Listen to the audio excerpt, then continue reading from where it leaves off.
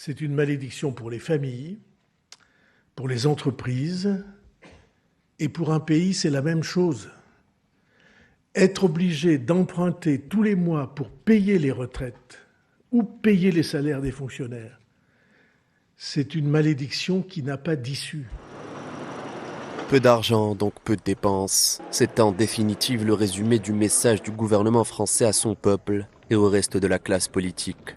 Il faudra se serrer la ceinture, supprimer des jours fériés, geler les retraites et les prestations sociales, un effort national indispensable. Le gouvernement français doit se démener pour réaliser des économies d'un montant de 43,8 milliards de dollars, 4 milliards de plus que le chiffre annoncé précédemment. Un bémol cependant, une fois les économies exigées par l'exécutif mises en place, il manquera encore 15 milliards à l'appel. Pas de réponse pour l'heure du gouvernement concernant ce trou dans le budget prévisionnel.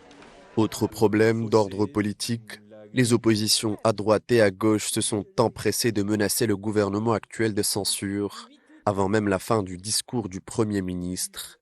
La France insoumise et le Rassemblement national ont déclaré qu'ils censureront le gouvernement Bayrou. Donc nous censurerons ce gouvernement le plus vite possible et je le redis, ce n'est pas un hasard que, contrairement à beaucoup d'autres années où nous avons terminé le 25 juillet, le 4 août, le 8 août parfois, eh bien ce n'est pas un hasard que nous ne soyons pas en session parlementaire, car François Bayrou avait prévu que la violence et la brutalité de ces annonces ne puissent pas donner lieu à une censure immédiatement. Soumis à la pression politique des oppositions, à la pression économique de la dette, l'exécutif français se retrouve entre le marteau et l'enclume.